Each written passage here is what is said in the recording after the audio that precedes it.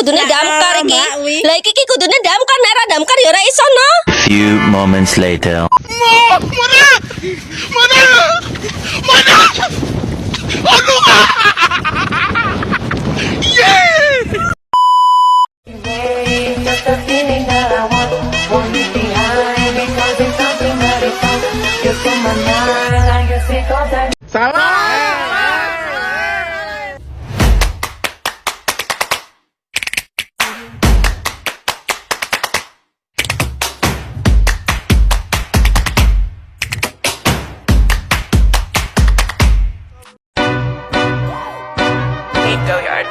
I got so much motherfucking design on right now. Break it down, bring it back, make it clap. I got 3 old thoughts, new block, wear that thing. Bitches on my line, and you know. Pengertian aljabar. Turunan fungsi aljabar adalah fungsi baru hasil penurunan pangkat dari fungsi sebelumnya menurut aturan yang telah ditetapkan. Jika diimplementasikan di dalam grafik, fungsi terturun merupakan gradien singgung terhadap grafik di titik tertentu. Tingkat turunan fungsi tidak terbatas pada satu tingkat saja, tetapi juga bisa 2 tingkat, 3 tingkat, dan seterusnya. Konsep turunan setiap tingkatnya juga sama. Yang kedua ada konsep turunan fungsi aljabar. Pada dasarnya tertentu fungsi aljabar merupakan bentuk isian dari suatu limit fungsi yang nilainya mendekati 0. Seperti contoh di atas, f tanda kurung x tanda kurung s sama dengan lim f tanda kurung x tambah h tanda kurung dikurang f x per h. H sama dengan a.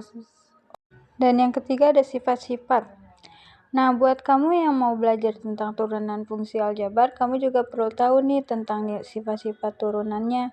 Misalnya kalau kamu punya 2 fungsi u dan f yang terbentuk variabel x, maka sifat turunan dari kedua fungsi tersebut bisa beda-beda. Beberapa sifat turunan adalah seperti ini. Seperti contoh di samping dan ada di bawah contoh. Dengan paham sifat fungsi aljabar, sobat pijar jadi bisa mengambil jalan pintas untuk menyelesaikan soal turunan aljabar. Dan di sini ada turunan trigonometri. Di sini ada pengertian turunan fungsi trigonometri. Sebelum memahami pengertian turunan fungsi trigonometri, kamu harus tahu dulu apa itu fungsi trigonometri. Fungsi trigonometri adalah suatu fungsi yang memuat variabel x di bagian sinus, kosinus, serta tangannya. Di situ ada contoh fungsi trigonometri fx sama dengan cos 4x. Dan di sini juga apa saja fungsi turunan fungsi trigonometri? Turunan terhadap fungsi sin x. Jika fungsi yang membuat sin x diturunkan terhadap x, akan dihasilkan fungsi cos x. Perhatikan contoh berikut, contoh yang di samping. Yang kedua, turunan terhadap fungsi cos. Jika fungsi yang membuat cos diturunkan terhadap x, akan dihasilkan fungsi sin. Perhatikan contoh berikut. Contoh ada di samping. Untuk memahami, kamu mengingatkan simak urutan super square berikut ini. Di sini juga ada sifat turunan fungsi trigonometri. Seperti kamu ketahui, tan merupakan perbandingan antara sin pada cos dengan mengacu pada sifat turunan fungsi aljabar di atas diperoleh. Seperti contoh di samping itu ada contoh soalnya. Di sini ada contoh soal perkalian. Jika ada suatu fungsi y sama dengan u dikali v, maka turunan dari y aksen sama dengan u aksen dikali v ditambah u v aksen. Ini adalah fungsi rumus untuk perkalian. Oke, di sini kita ambil contoh soal.